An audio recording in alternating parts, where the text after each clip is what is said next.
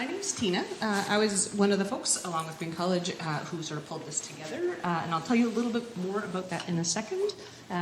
But just in general, folks can come and go. If you've never been to Green College before, the washrooms are in the building that are over there, just down the stairs on the left. Feel free to come and go as you need. There's one right here. That was the sound room. I could be wrong. I could be wrong. So the washroom is across the way if you need it. Feel free to get up and move if you need to, or do whatever you need to do to be in the room. Hopefully the sound is okay. We are being recorded for the folks that just walked in late. We are currently being live streamed, and the mic is the piece of tech in the ceiling with the green lights in it. And apparently it captures noise quite well, so the advice we were given is to not gossip while being recorded, just because it might get captured. And the session is being recorded as well. I think that's it for logistics. I was going to turn it over to Hannah to do a land acknowledgement.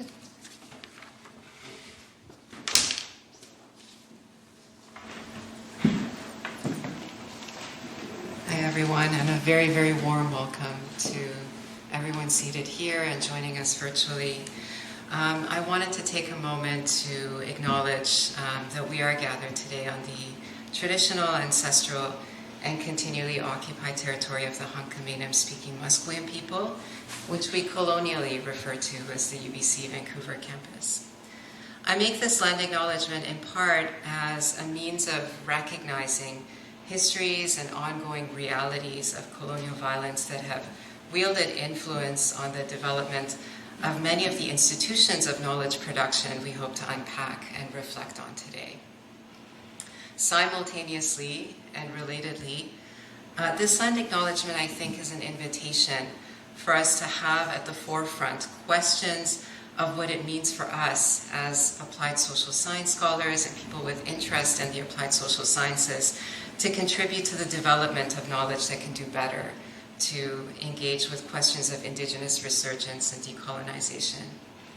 My hope is that throughout our panel discussion, and especially when we have time for dialogue, we have the opportunity to explore what it might mean to hold ourselves accountable to processes of resistance as scholars working in colonial institutions that are hopefully working toward transformation and change. Thanks.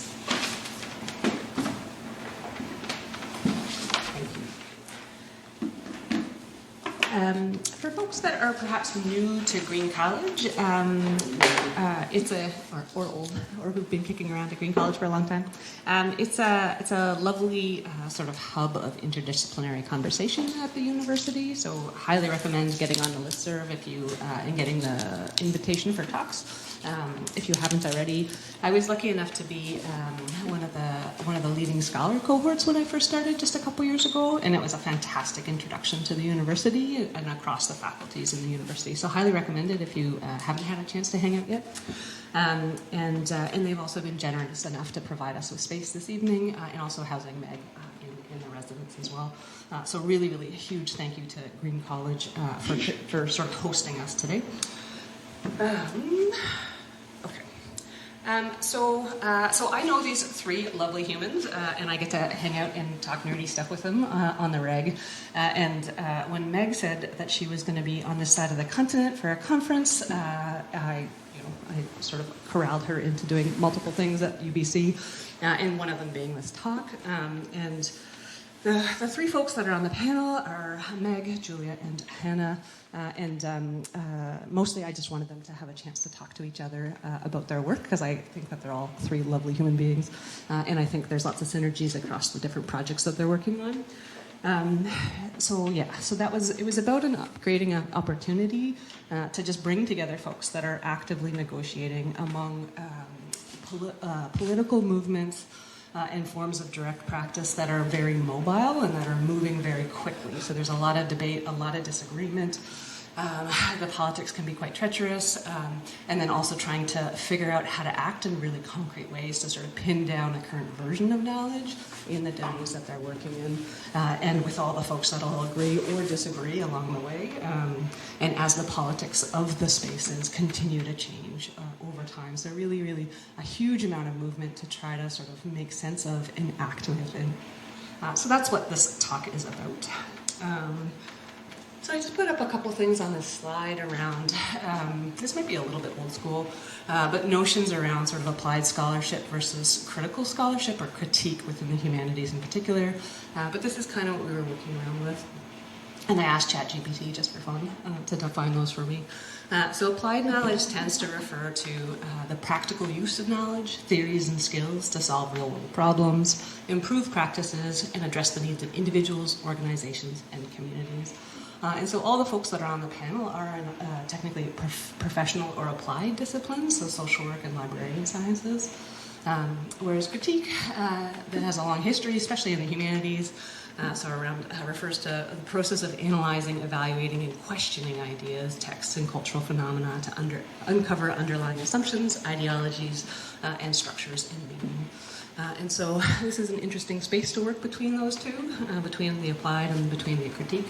And so in this August, when we were bouncing around emails about how to structure this and how to put folks into conversation, these were the questions that folks had to think with, which is just to talk about the area that they are working in, what makes it both applied and critique, what kind of movement's happening in the area, so the kind of flux or movement that's going on, what are the debates, the stakes, and the tensions in the area that you're working in, how is the sort of change or the movement shaped by broader political, generational, and institutional dynamics, and then how are you doing negotiating the area that you're working in. So any thoughts, learning, and advice for other folks who are negotiating the politics of multiple investments and applied critique.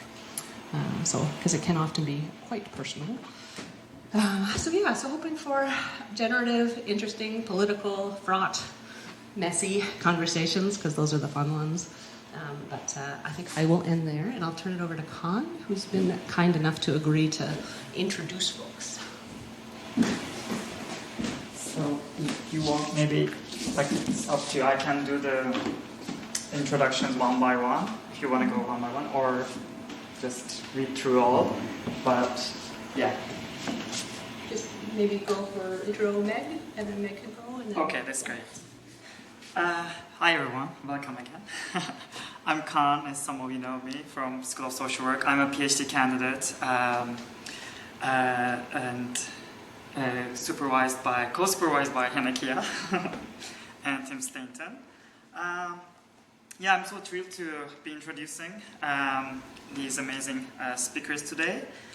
Their work is very inspiring, deeply inspiring for me, and I'm particularly excited for discussions about how we enact social change within the existing structures in our societies, because it's a theme very relevant to the work I also do in the School of Social Work, which is on access to gender-affirming care among trans and gender-diverse people with disabilities. So I'm so excited to hear about these discussions, and I personally think these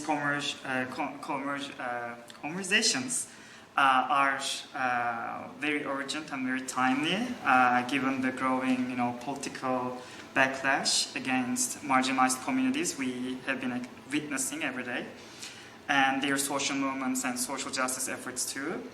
So, to cut it short, I'm so excited to be here with you all, and I'll be briefly introducing our first speaker, Dr. Meg Gibson.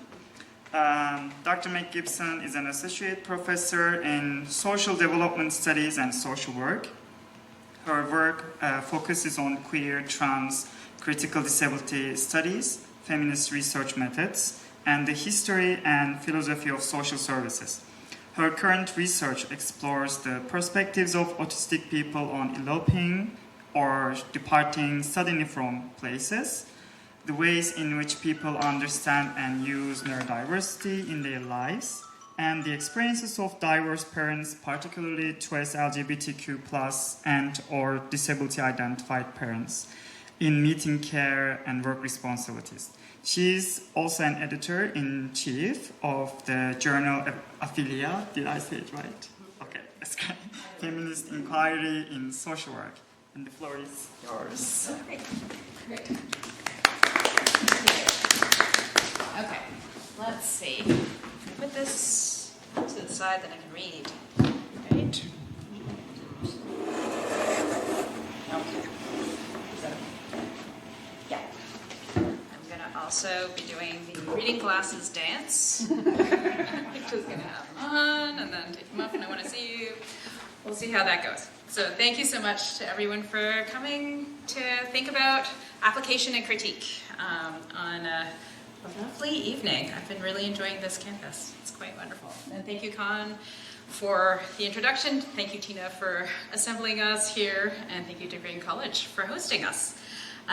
So yes, Con has outlined some things I do. I'll just say that, you know, I move across a lot of spaces, but I am also always accountable to social work. So the application piece is in that realm of social work, and the critique is also in social work, but also roaming across disability studies, gender studies, and other spaces, right? So I'm not going to give you a full answer on how we think about application and critique, but I really appreciate the questions and the tensions. So I think what I'm probably going to be doing is just illustrating moments of tension. Areas of struggle that I don't actually anticipate are going to be fully resolved in my work or in this conversation. But it's like such a joy to be able to think with you here. So in terms of thinking about areas that I work in and how they could be thought of in terms of application and also in terms of critique, I thought I'd take you across different sites. So queer kinships. So thinking about 2S LGBTQ plus parents. I've been doing work with and also being a queer parent for over 15 years now. Just identify that 2SL. I will go with that, yes, absolutely. Two-spirit, lesbian, gay, bisexual, trans, queer, plus indicating that I've missed many groups already. Okay, yeah, so, and I will kind of probably talk about this in shorthand as queer and trans, and may emphasize the queer because I think another speaker is maybe going to talk about trans communities more, so we'll go with that.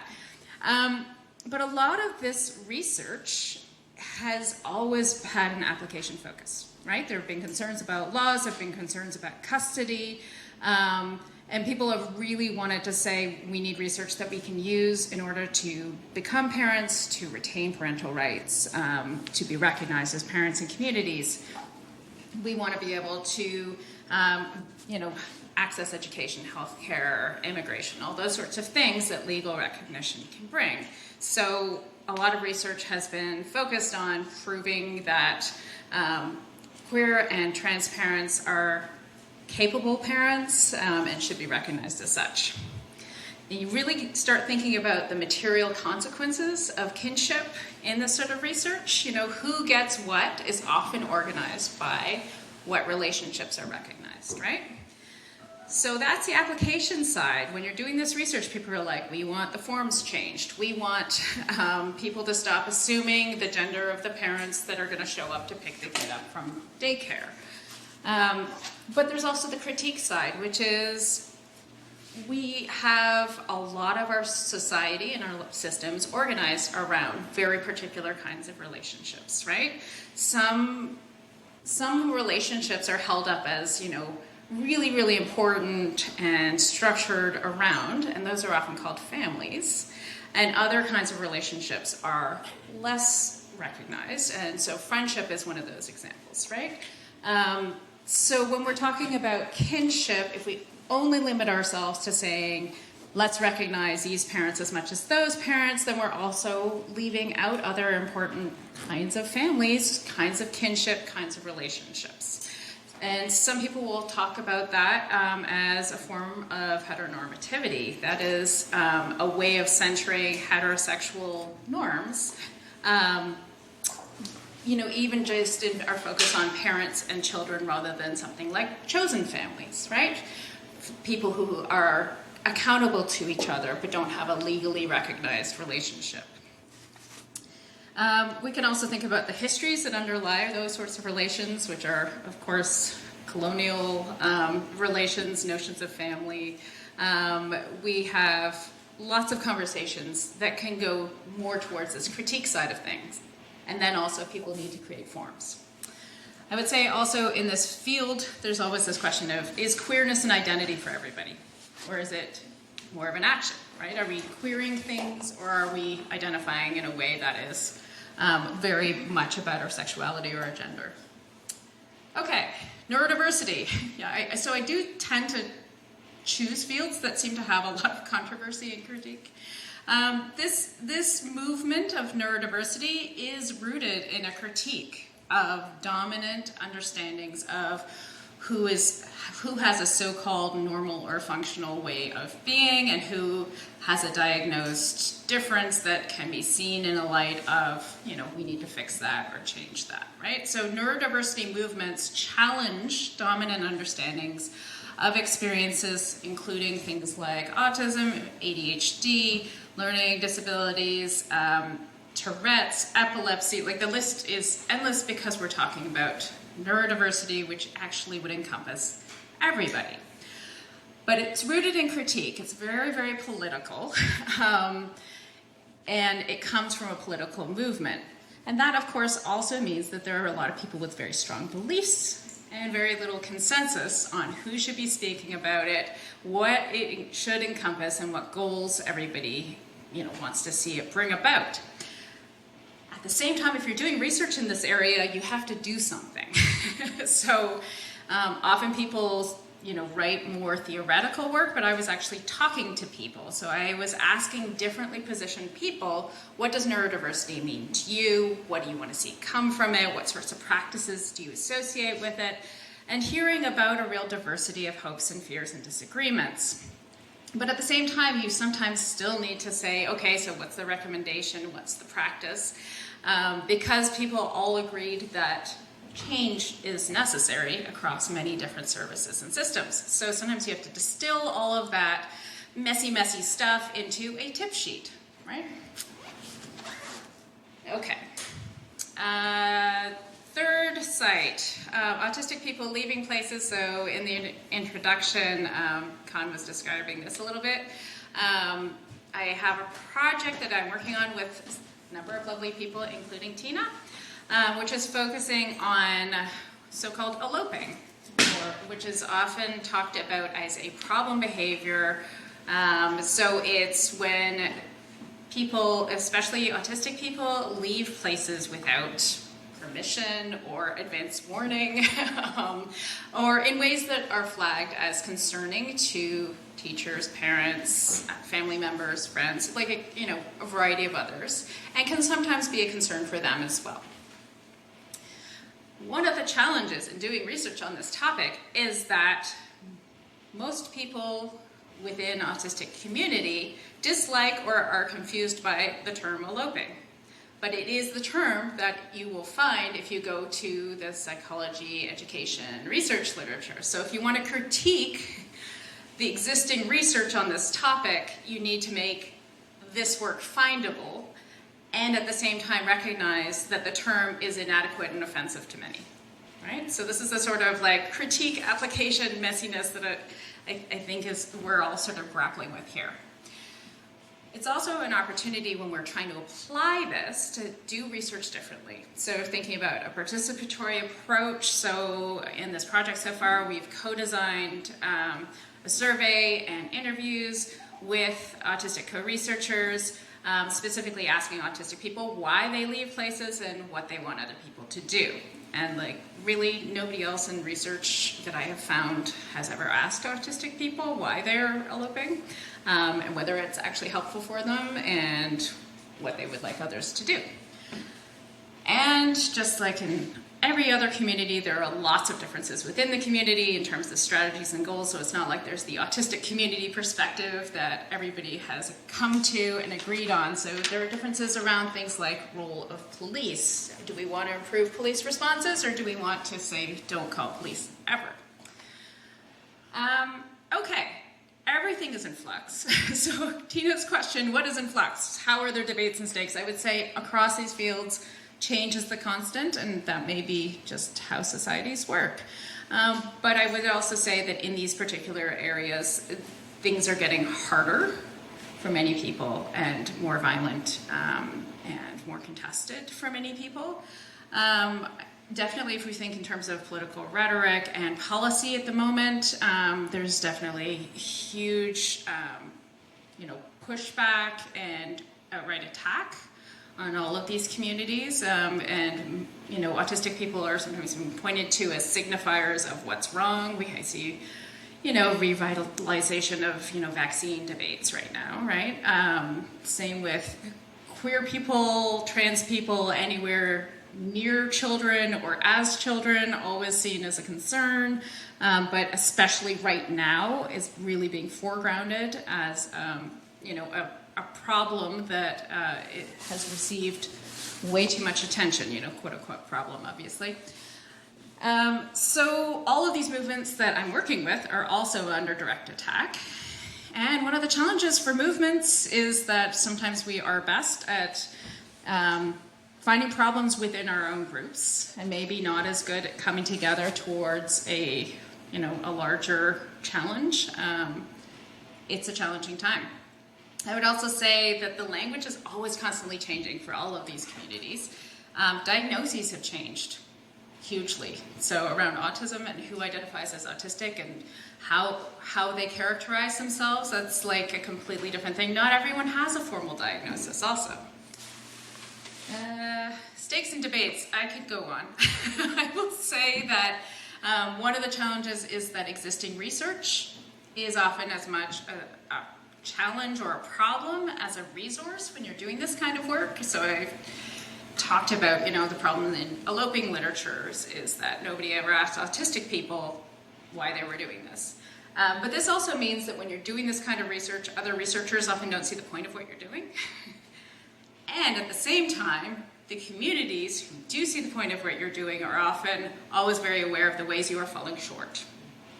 And, because the research is never going to fully represent the community, never, fully fix the things.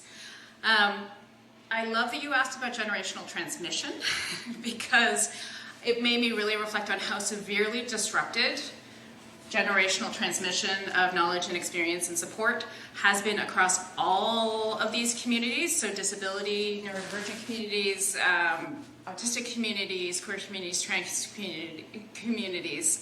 There are many ways that has happened, and we can talk more about that after.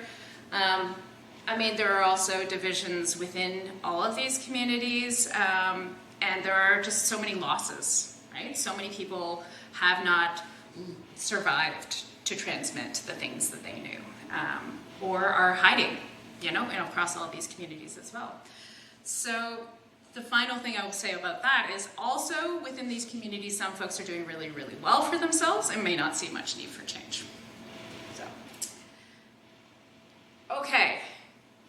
I realized that I think I forgot a slide, which is totally fine. But thoughts or advice is going to be more general and open, and I think that, a really good opportunity for all of us to reflect. But one of my initial thoughts was about how important language is and also how limiting it is to focus entirely on language. I do see an ongoing challenge across all of this work that people sometimes feel like the thing that we need to do is get everyone to use the right words and to define them the same way. And that is important to think about, but also inevitably going to fail, right? We are always going to change the words, and we are always going to have disagreement about the words. And also, when we are in situations where there are such material stakes, such high material stakes, it's very important that we not restrict ourselves to just getting the words right, especially in the academy, where we like words. I like words. I'm totally guilty. The next slide that I forgot to put in here was thinking, about solidarities, which I think is where all of us are probably, trying to find our hope or our momentum at the moment. But thinking about moving away from analogies, I see, often in movements there's this well, we're more this, or it would be just like that, or, if it were any other group, they would never blah, blah, blah. These sorts of analogies you hear across movements. Never helpful, almost never accurate. But if there's a way that we can move towards finding points of connection, finding moments of unity, and also just recognizing how many people like really are ready to dump on kind of all of us, that seems like maybe that's a weird place to find hope, but that's sort of where I'm at right now. So I'm going to leave it there and pass it along. Who's next? Okay. Thank you.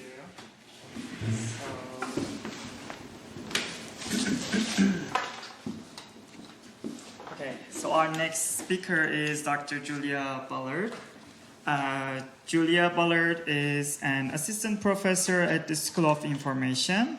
Her research examines how metadata and vocabulary design misrepresents communities and their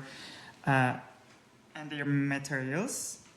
Her ongoing work focuses on how terms related to identity are included and revised in library standards, how catalogs can more fully represent LGBTQIA+ communities, and how community organizations create and sustain their own specialized vocabularies.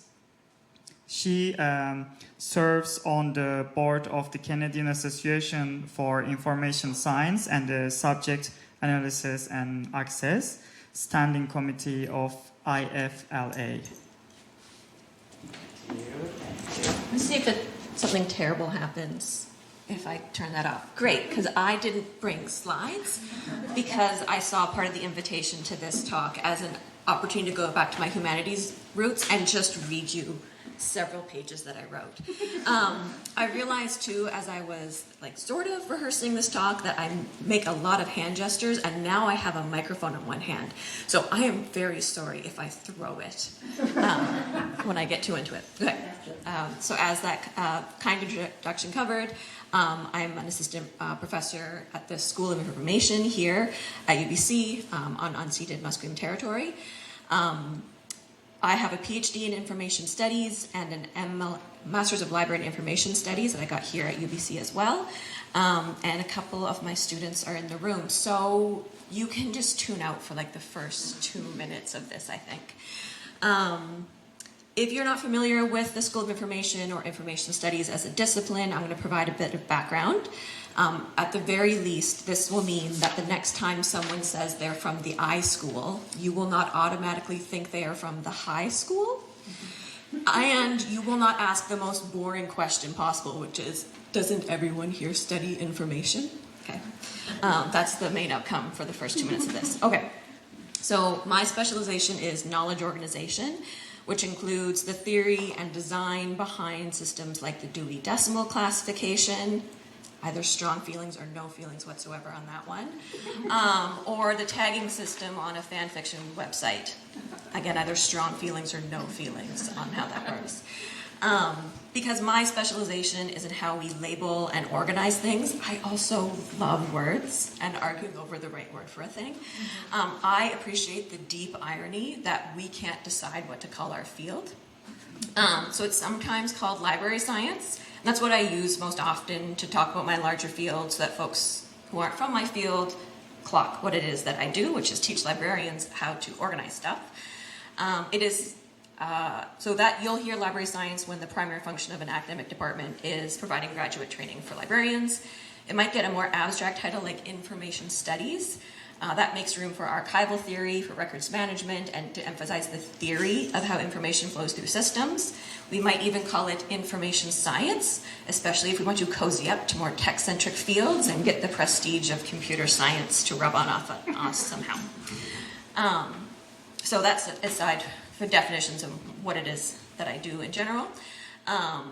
For my specialization in particular, I take my primary theoretical frameworks from infrastructure studies, which is related to a lot of science and technology studies and applied work and how you get people to work together on things.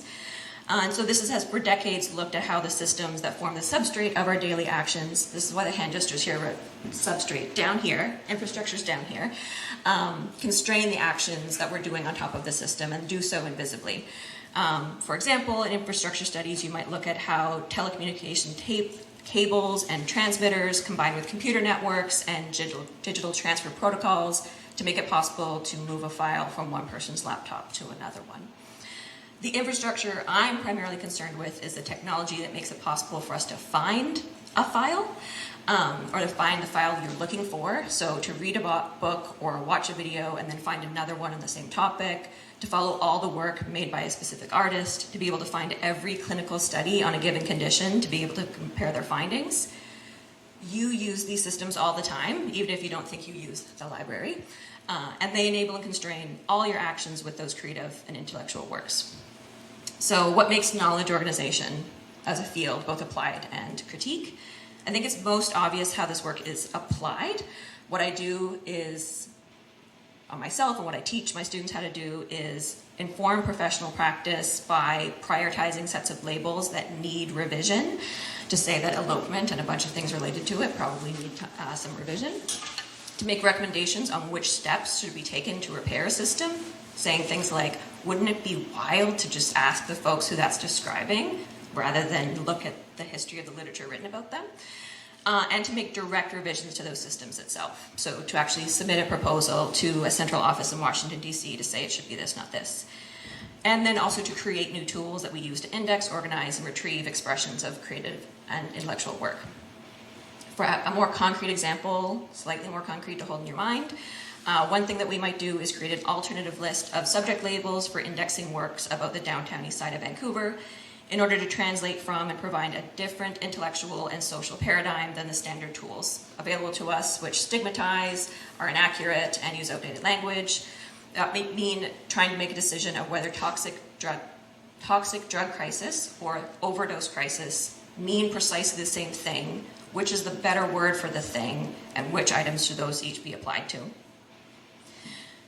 You might already be telling how this is hard to detangle from the critique part. So on the critique side, there's the problem common to all work in infrastructure studies, which is that it takes a lot of effort to get people to see the infrastructure, and specifically to see them as designed things put there by other humans expressing other human perspectives, because usually your focus is on the thing on top. Your focus is on the thing that you're getting access to, the book itself, not the catalog. Ideally, if the catalog is working well as an infrastructure, you don't think about it any longer than you have to. You barely remember having pressed those buttons. For another example, if you're having a conversation on the phone, or more likely on like voice over IP, some sort of application, you don't think about how the phone works until the phone stops working.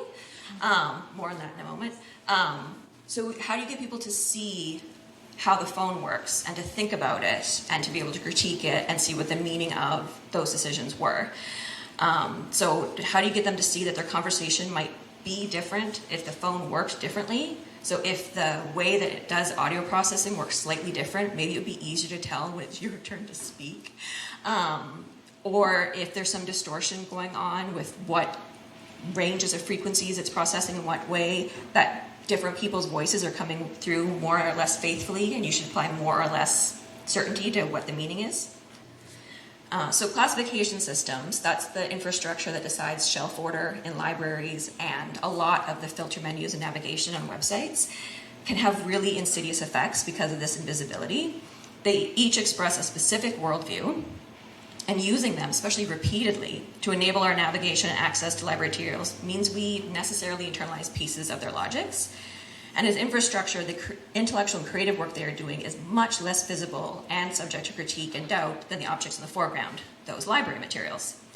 So when Tino is giving those definitions of what critique is, of looking at, analyzing text to discern their meaning, I'm doing things like making people read the Library of Congress subject headings like it's a novel and tell me what it means, okay?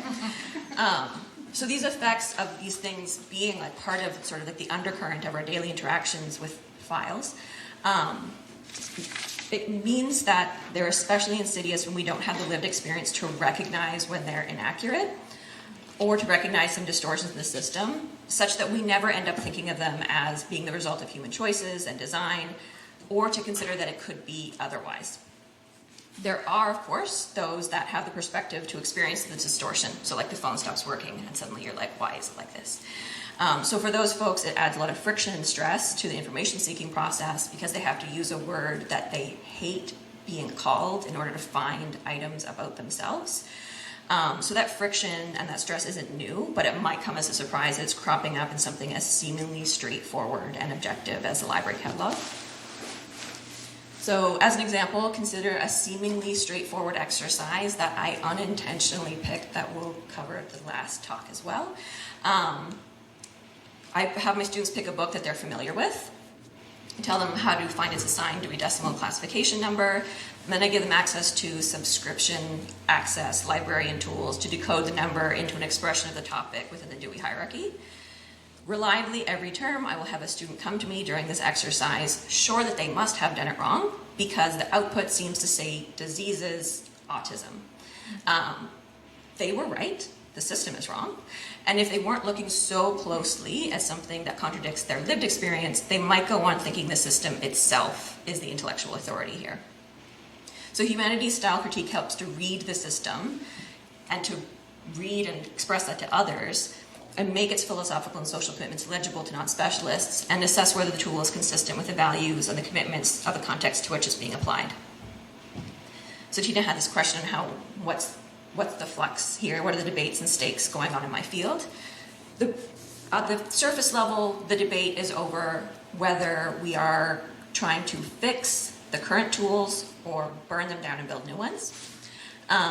So we might think that the current tools can be repaired and revised, and through like iterative, ongoing repair work, we can get them to produce more just outcomes, whereas other folks will look at the base commitments that these things have made and the original rules about how they should be constructed and see that they can never be repaired, and we should build things that don't have those commitments.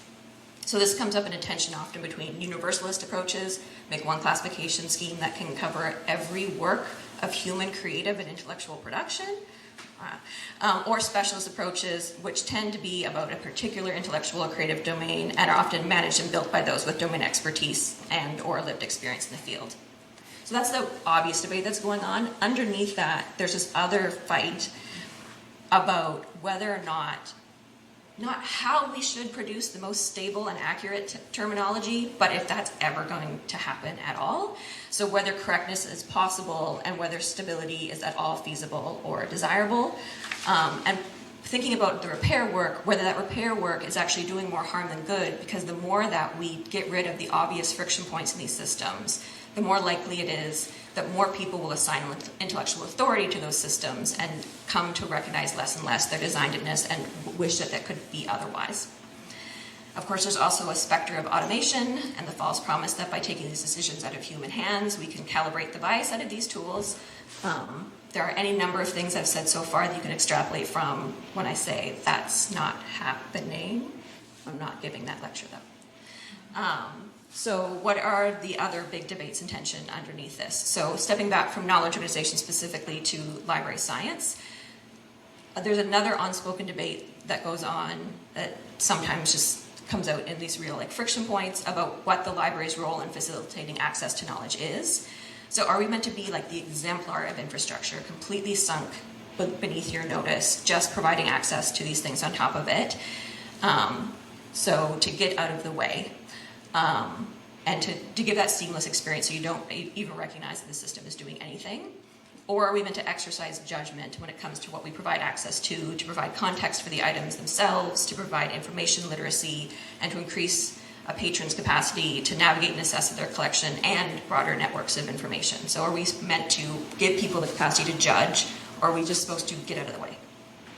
So Susan Leigh-Stark coined the idea of a boundary object, to say a thing that people can be using in common while not actually sharing a common understanding of what it means.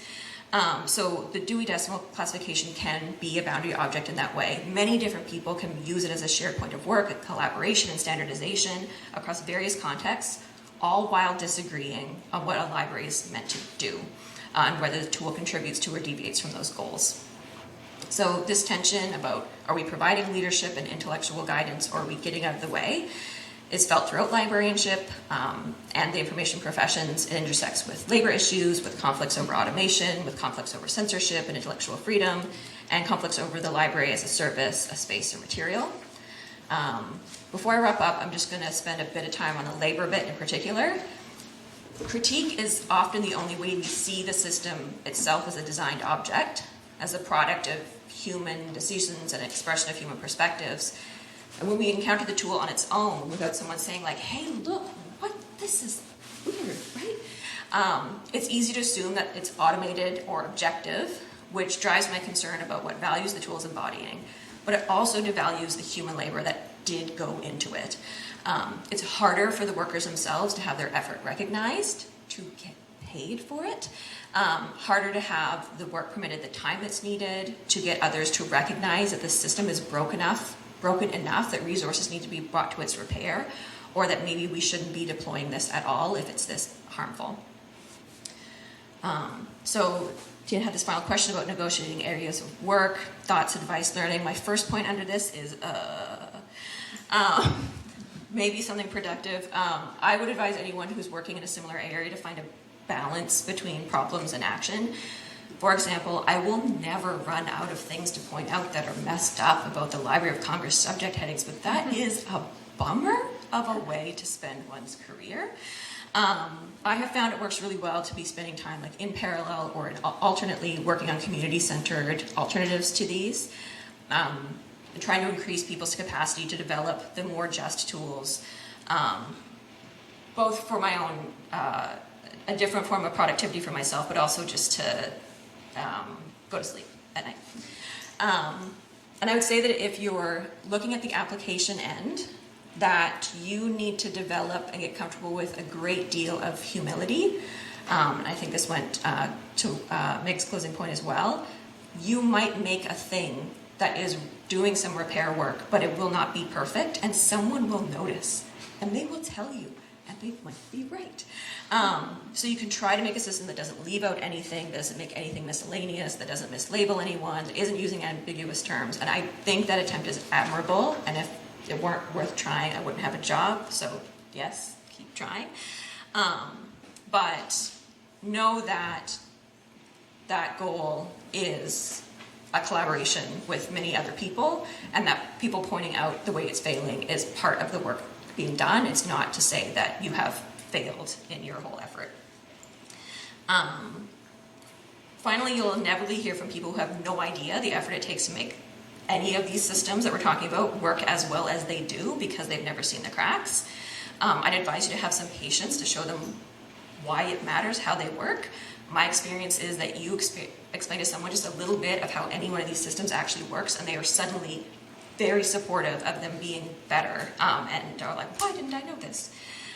You'll also encounter people who will know exactly how much work it takes. Some of them will think that the whole enterprise is a waste of time. They'll either think it's a waste of time because computers are going to do it all anyway, or they'll think it's a waste of time because human creativity is never going to be bound by unambiguous language. I try to save my curiosity for those latter folks and be like, yeah, isn't it interesting that we have this futile effort to try to control human creativity, and then I just eye roll at the other folks. Okay, I think that's all I wanted to say. I'm really looking forward to the questions and conversation we can have after.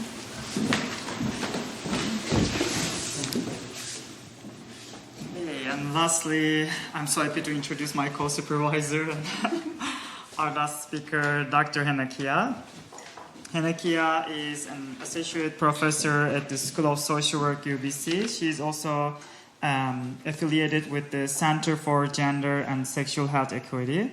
Her current program of research addresses a variety of issues pertaining to sexual and gender minority populations. In recent years, much of Henna's research has focused on the well-being of transgender and gender-diverse people. Drawing on the intersectional scholarship and other critical traditions, she leads community-informed applied inquiry intended to produce insight regarding varying inequities, expressions of resistance, and opportunities for mobilization that characterize TGD lives, trans and gender diverse people's life, lives across the axis of social location. Thank you so much for the introduction, Khan, and thank you to the amazing presenters so far. I feel really, really honored to be in this space and to be sharing it with you. So today I want to speak to you a little bit about my work as an applied trans studies researcher, and I'll tell you a little bit about what that means. And share with you some of the volatilities that I'm noticing in this space and some of my very preliminary underdeveloped thinking around what I'm doing to respond to some of these tensions. I did want to make one more land acknowledgement, just to recognize that we are on the traditional, ancestral, and stolen lands of the Hunkaminam-speaking Musqueam people. And again, this is an invitation for us to think about how all of our work as applied social science scholars speaks to broader movements around resistance and decolonization. I'm going to first begin by giving you a bit of background on applied trans studies and talk about what applied inquiry and critique actually looks like in trans health. And then I'm going to get into some of the current tensions that I'm noticing in trans studies and what is called the applied turn in this space. And I'm going to talk about broader generational and political influences that I see as driving some of these tensions. And then I want to leave you with some preliminary thoughts on what I'm trying to do to negotiate current tensions in applied trans studies. Before I go any further, just a few terms. I'm using the term trans very broadly in this presentation to describe experiences, embodiments, and identities that defy expectations of cisnormativity. But I make this language choice with a really, really important caveat. Terminology in this space is very imperfect, given significant differences in the relationships of trans, non-binary, and gender-diverse people to notions of gender. So, I very much acknowledge that not everybody who is trans and gender-diverse actually relates to the term trans. I'm just doing my best to grapple with imperfections of terminology in this space. And then cisnormativity is a term I'll be talking about a fair bit as well. So, when I use this term, I'm referring to the ideological assumption that everyone is or should be cisgender, meaning non-trans, which often comes at the expense of trans people. Who am I? I'm currently an associate prof at the UBC School of Social Work, and my program of research very broadly addresses trans health to LGBTQ health equity, peer support experiences in trans populations, and social work and other practice with trans people. A little tiny bit about my social location and lived experience. I'm a settler trans woman of Iranian descent, and I share this bit with you because I don't think it's possible to speak to themes in this area from a place of neutrality or objectivity, and so I want you to get a sense of the lens that I bring to this work. So let's get right into a little bit of background and context. To really understand applied inquiry and critique in trans health, I think we first need to visit the origins of trans health research.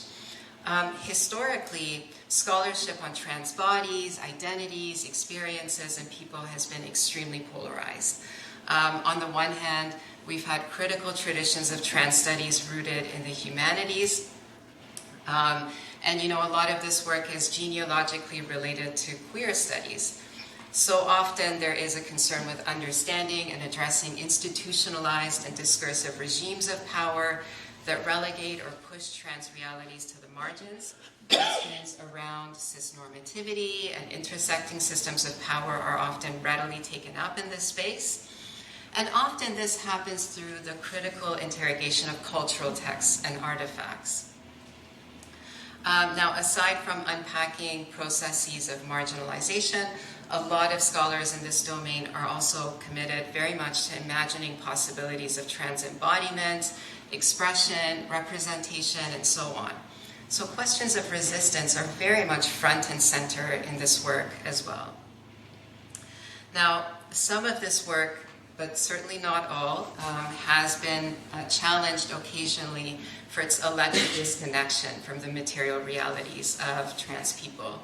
Keep in mind that many scholars in this space really treat the interrogation of cultural texts as a departure point for inquiry and not necessarily subjective accounts of trans people.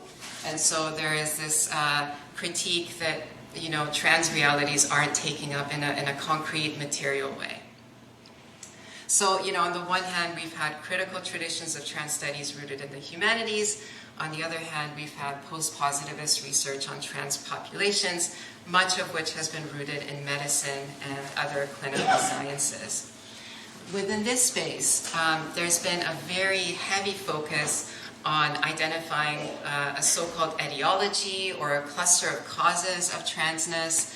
There's been a focus on diagnosing and treating so-called transsexuality as a pathology. And much later into the contemporary period, there has been sort of a focus or a concern around the development of healthcare practices to address the needs of trans populations, although this is a relatively recent development. Now, tonight I have made a very deliberate decision not to cite early scholars of this latter canon, and that's because a lot of their work has actually been debunked in the last 10 years, but more importantly, a lot of this work has also been highly complicit in the pathologization and marginalization of trans people and communities. So enter the applied turn in trans studies. This is, just to give you a sense, a canon of work that has emerged in the last 10 years or so. Applied trans studies is really an attempt to reconcile polarized areas of inquiry concerned with trans people and our bodies, identities, experiences, and so on. There's tremendous variability in this space, but there are also some common features. Often this work is led by trans scholars, and it's concerned with understanding and addressing the everyday material priorities and issues of trans people and our communities. Within this milieu, there have also been calls for post-disciplinarity. There's been a recognition that there isn't any one discipline that owns trans experiences, but rather there are scholars who work across disciplines around shared aims for addressing trans realities through a lens of anti-oppression or emancipation. So, there's a recognition around the need for malleability and recognizing diverse knowledges and perspectives that could ultimately catalyze critical and impactful inquiry to, in the end, improve trans lives. That's kind of the focus of this work. There have been some very exciting possibilities that have emerged from this body of scholarship. Some have used the emerging evidence to make compelling calls for democratized access to gender-affirming care, recognizing that there should be far less gatekeeping than is already the case in terms of ensuring people have the kind of healthcare they need. Some scholars have begun exploring the notion of trans epistemic peerhood in the academy. So really trans scholars using one another to really hold ourselves accountable in our research rather than turning to scholars outside of our lived experiences and our norms around knowledge production to do this work exclusively. Some scholars have started grappling with reimagining gender-affirming care as being rooted in the community and not exclusively being held in the purview of medicine. And then last but absolutely not least, there have been calls to committing ourselves to intersectional inquiry that incorporates attention to a variety of voices, racialized, neurodivergent, and other voices, just to name a few. So I very, very briefly want to go over some of the current tensions that I'm noticing in this space, and my screen has just gone black. Oh, there we go, okay. So, as post-disciplinary directions and resultant knowledges diversify within kind of a welcoming or porous applied trans studies landscape, actors within and beyond the academy have absolutely taken advantage of newfound opportunities to contest non-normative trans experiences and reinforce this normativity in trans health science. And I'll give you a few examples of what this can look like. In the last 5 to 10 years, we've seen the growth of regressive and empirically unsubstantiated critiques of gender-affirming approaches to the care of trans people. There have been some scholar clinicians, for example, that have developed essentially dubious clinical categories to push this myth of a social contagion being behind the uptake of gender-affirming care access for younger people. And a lot of this science has been questioned by all sorts of folks within the academy and beyond. There have been multiple sources of dis and misinformation to question the legitimacy of trans realities as a whole, some of which have actually been taken up within the academy and have already wielded impact at the level of policy. So, for example, in the UK, a lot of so-called gender-critical activists have contested the possibility that trans younger people can even exist. And this has largely led to the restrictions that we currently have in the area of gender-affirming care within this jurisdiction. And then finally, we've had the growth of new and increasingly insidious approaches to trans conversion therapy, none of which corresponds to the knowledge that has accumulated with the evolution of gender-affirming care in medicine.